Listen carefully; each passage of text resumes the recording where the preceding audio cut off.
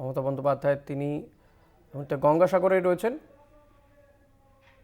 এই মুহূর্তে গিয়েছেন মমতা বন্দ্যোপাধ্যায় ভারত সেবাশ্রম সঙ্গে, দেখতে পাচ্ছেন আপনারা এই মুহূর্তে সরাসরি ছবি দেখতে পাচ্ছেন।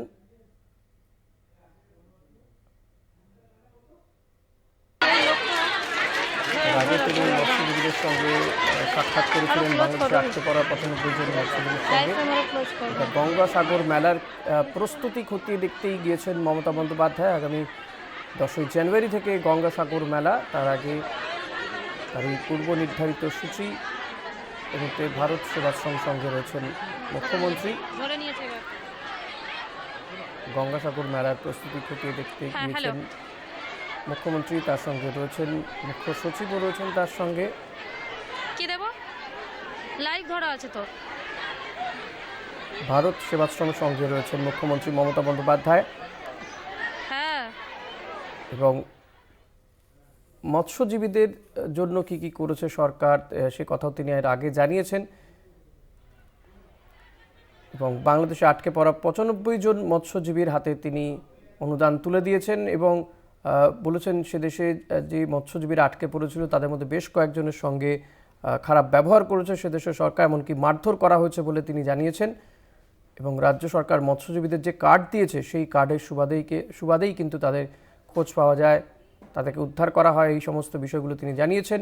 এমনকি তিনি ভারত সরকারকেও মৎস্যজীবীদের দুর্দশার কথা জানিয়েছেন বলেও আজ জানাতে ভোলেননি মুখ্যমন্ত্রী মমতা বন্দ্যোপাধ্যায়।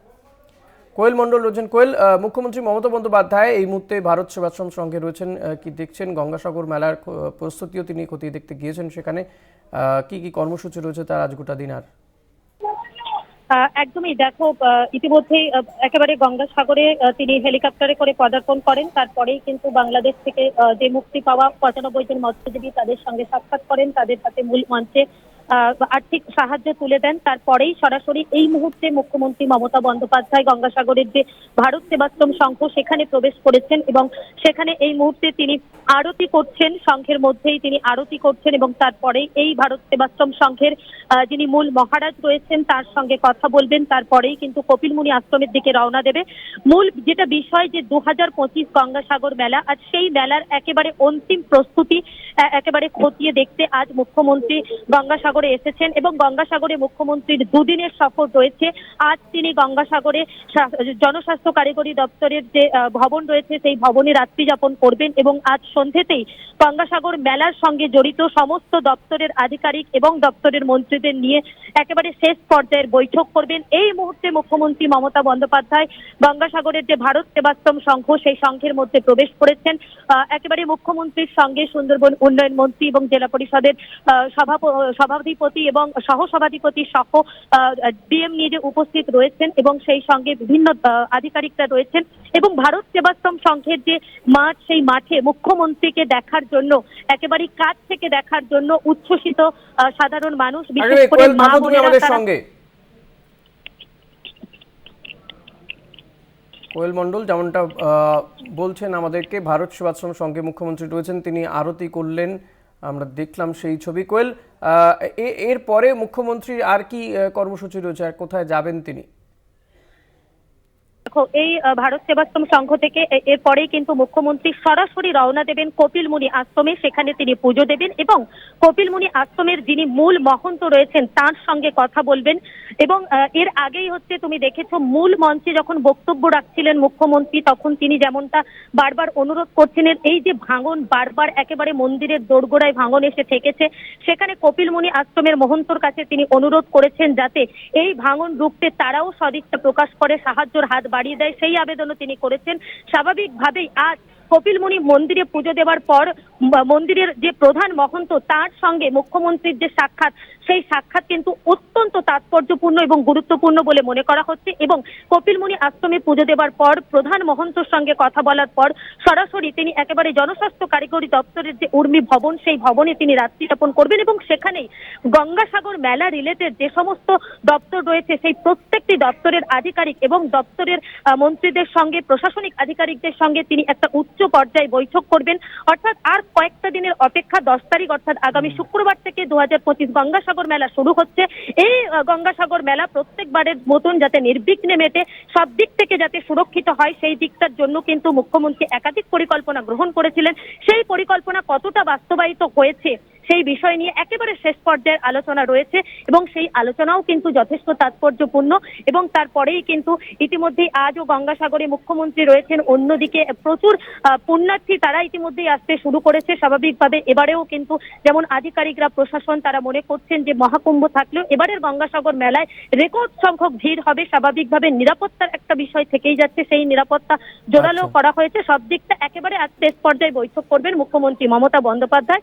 তারপরেই কিন্তু যেমনটা জানা যাচ্ছে আগামীকাল সেখানে তার একাধিক কর্মসূচি রয়েছে। গঙ্গাসাগর থেকে ভার্চুয়ালি একাধিক প্রকল্পের বৈঠক করবেন।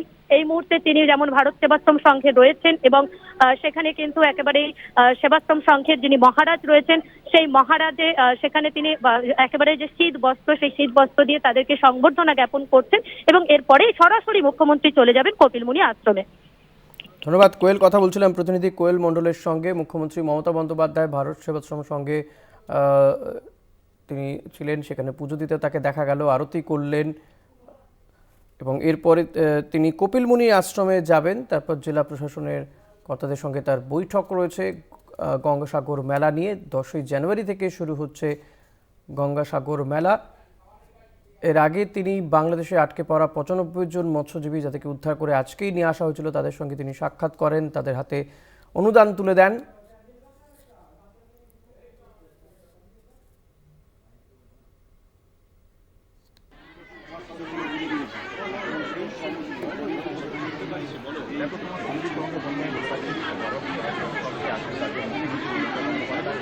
আমি দেখবো চারটে শুরু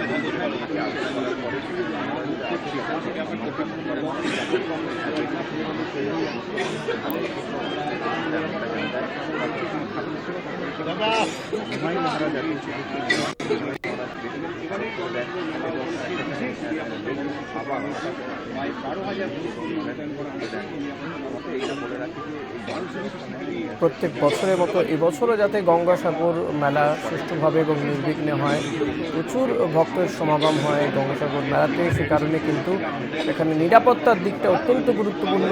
সেই সমস্ত বিষয়গুলো এবং যে ভাঙন, সেই ভাঙন নিয়েও তিনি কপিলমুনি আশ্রমের মহন্তদের সঙ্গে তিনি কথা বলবেন যাতে সদর্থক ভূমিকা নেওয়া যায় সরকার এবং সমস্ত স্তরের পক্ষ থেকে। জেলা প্রশাসনের কর্তা ব্যক্তিদের সঙ্গে তিনি কথা বলবেন, মিটিংয়ের সম্ভাবনা রয়েছে। এরপরে তিনি যাবেন কপিলমুনি আশ্রমে, সেখানে কিছুটা সময় তিনি কাটাবেন। তারপরে তিনি জেলা প্রশাসনের আধিকারিকদের সঙ্গে বৈঠকে বসবেন। তার সঙ্গে রয়েছেন মুখ্য সচিব, রয়েছেন সুন্দরবন উন্নয়ন মন্ত্রীও তার সঙ্গে রয়েছেন, বঙ্কিম হাজরা।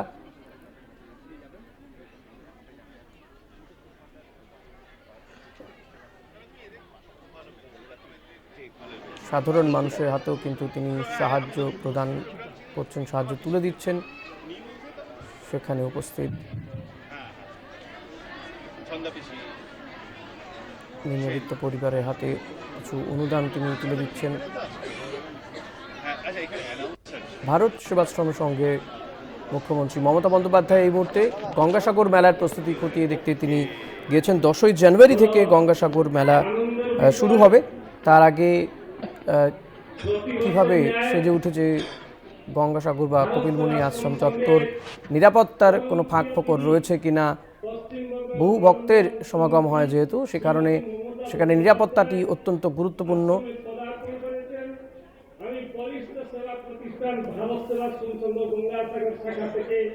আন্তরিক ধন্যবাদ, কৃতজ্ঞতা, ভালোবাসা জানাচ্ছি। পরম পূজ্যপাদ স্বামী বিশ্বাসী মহারাজ অত্যন্ত খুশি। উনি বলছেন আমি যদি অসুস্থ না থাকতাম তবে আমি দিদির প্রোগ্রামে থাকতাম। দিদিকে ঢাকা থেকে আন্তরিক ধন্যবাদ, কৃতজ্ঞতা, ভালোবাসা জানাচ্ছি। পরম পূজ্যপাদ স্বামী বিশ্বাত্মানন্দজি মহারাজ অত্যন্ত খুশি। উনি বলছেন আমি যদি অসুস্থ না থাকতাম তবে আমি দিদির প্রোগ্রামে থাকতাম। দিদিকে গুরু মহারাজ আশীর্বাদ দিবে। আমরা সব সময় চাই দিদি যেরকম সুস্থ থাকুক আর আশ্রম কাজকর্ম ভালোভাবে চলবে। আপনারা ভালোভাবে জানেন দিদি আমাদের অনুপ্রেরণা দেয়। 75 বছর সেবা ভারত সেবাশ্রম সংঘ করছে। 75তম মেলার সেবা কাজ হবে। প্রতি বছর ন্যায় দিদি এবছরে এসছেন। আগে দিদি এখন বলছিলেন, আমি বক্তব্য শুনছিলাম, সব তীর্থ বারবার গঙ্গাসাগরে একবার ছিল। এটা আমরা 20 বছর পরেও আগেও দেখেছি, মানুষ এখানে আসতেই চাইতো না। কিন্তু 10 বছরে অভূতপূর্ব পরিবর্তন গঙ্গাসাগর হয়েছে। রাজস্থান, হরিয়ানা, হিমাচল প্রদেশ, গুজরাট, আন্ধ্র, তামিলনাড়ু, কর্ণাটক, কেরল থেকে লক্ষ লক্ষ সংখ্যায় মানুষ আসছে। গত বছরে 1 কোটি মানুষ হয়েছিল গঙ্গাসাগর মেলাতে। আর ভারত সেবা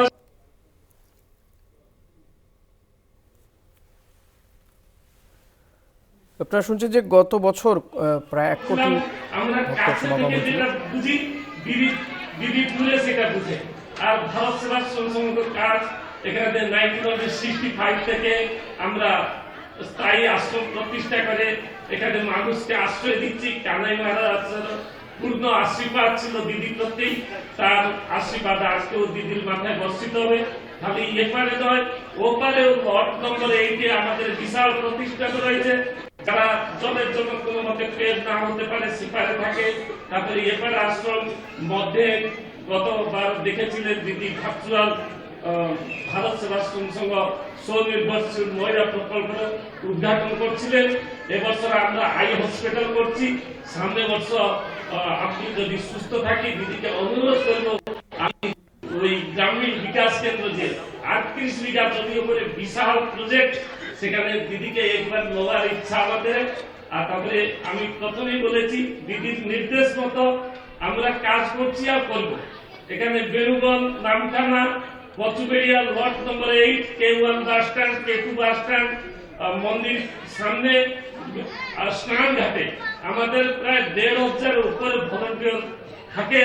আর এই যে বিশাল কর্মযজ্ঞকে আমরা সম্পাদন করি, তার জন্য দক্ষিণ 24 পরগনা জেলা প্রশাসন, মাননীয় ডিএম সাহেব, এসপি সাহেব, জিবিডি, আমাদের পিএচই আর সুন্দরবন উন্নয়ন মন্ত্রী বঙ্কিমচন্দ্র হাজরা, মন্তুরাম পাখিরা সবাই আমাদের প্রতি সহনশীল আর সবাই আমাদের কাজকে প্রশংসা করেন। সবাই সহযোগিতা দিয়ে, দিদির ভালোবাসা দিয়ে আমরা 75তম বর্ষে পড়েছি। আর দিদি যতদিন থাকবে তার নির্দেশ মতো সারা বাংলায় নয়, সারা ভারত বর্ষে আমরা এই রিলিফ কর্মযজ্ঞ পরিচালনা করব। আমি আর দিদির মূল্যবান সময় নষ্ট করবো না। আপনার জন্য আমরা গর্বিত। আপনি ভারত সেবাশ্রম সঙ্গে আসছেন শুনে আমরা এনার্জি পাই। আর যে কোনো অসুবিধার সময় আমাদের আপনি নির্দেশ মতো সারা বাংলায় নয়, সারা ভারত বর্ষে আমরা এই রিলিফ কর্মযজ্ঞ পরিচালনা করব। আমি আর দিদির মূল্যবান সময় নষ্ট করবো না। আপনার জন্য আমরা গর্বিত। আপনি ভারত সেবাশ্রম সঙ্গে আসছেন শুনে আমরা এনার্জি পাই। আর যে কোনো অসুবিধার সময় আমাদের আপনি হচ্ছেন অভিভাবক। আর এখানে আমি সবাইকে কৃতজ্ঞতা জানাচ্ছি, বিশেষ করে ডিএম সাহেব, এসপি সাহেব, জিবিডি আর পিএচই।